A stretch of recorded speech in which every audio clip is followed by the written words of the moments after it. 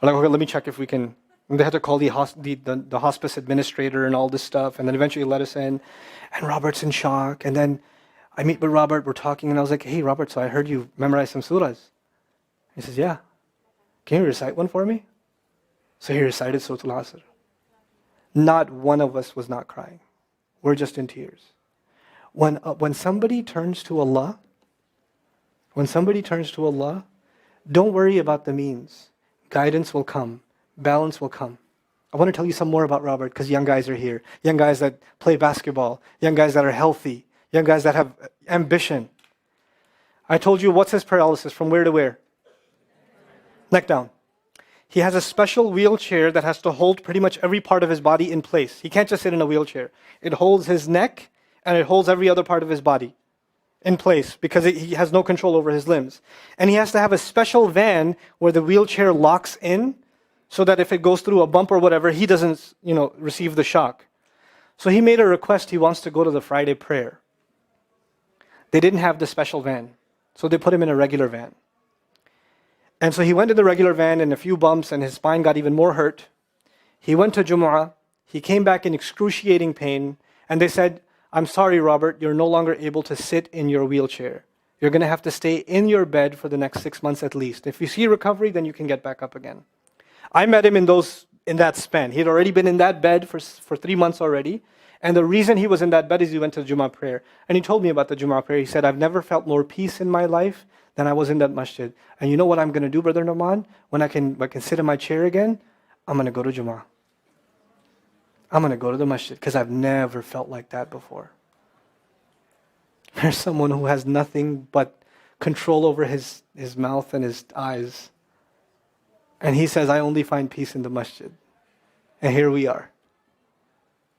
These masajid, I don't care what ideology, what school of thought, what they're talking about in the masjid, what fitna is there. I don't care. It's still Allah's house. Just go to pray.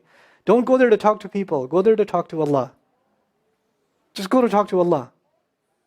You're just going for you and Allah. That's it. That's it.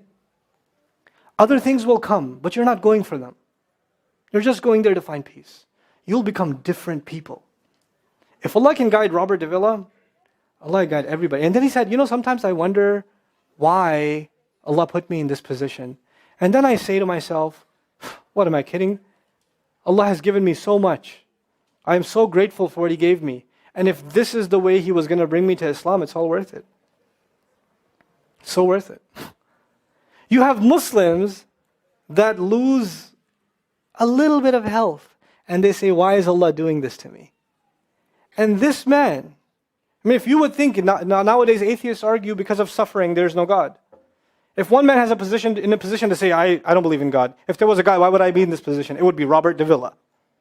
That guy would say, I don't believe in God. If there was one, why would I be in this mess? And yet he's in this position, and I've never seen a face with more nur. Never. I've never seen a face that has more contentment on it. He's so satisfied with life. He's so happy.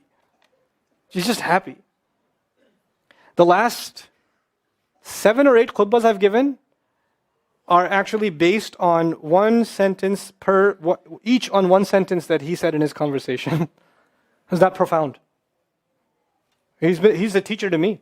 I consider him a teacher. He's my sheikh. Somebody says, who's your sheikh? I say, Robert Davila. Really? Is that a pizza place? Or no. The guidance is all around us. You don't have to get worried about what's not there. There's plenty there. You know what Allah did for the people of the cave? He even guided them in where to sleep.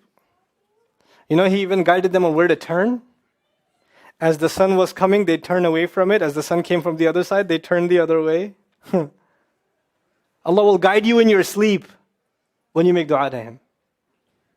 He'll even guide you in your sleep. Every toss and turn will be guided by Allah. Can you imagine? We shouldn't be skeptical in Allah's guidance. We shouldn't worry about how am I going to find balance. No, that's Allah's job to guide you. Your job is to talk to Him. Your job is to get sincere. That is the message I have for you. That is how we're going to find balance. Honestly. And if once you do that, once you become sincere to Allah, Allah will open doors. Allah will give you friends. Allah will give you teachers. Allah will give you access to resources.